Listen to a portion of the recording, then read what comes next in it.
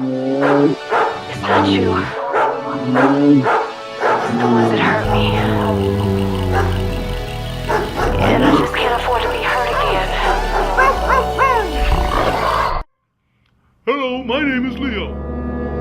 You know, one day I was walking down the street and I ran into this guy by the name of Obedience. This guy was the funniest guy I'd ever met in my life.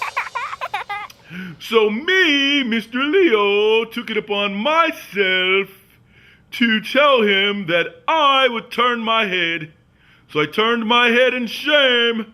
I rolled my eyes and I covered my nose. Then I licked my paw. Because I knew that one day I'd be a big dog too. Oh, but there was no way I could be a big dog.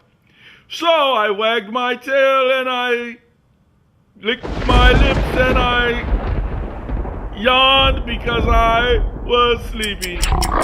This has been the words of Leo, and I'd like to say to all of you as I face you, good night and have a nice life. Goodbye. Goodbye.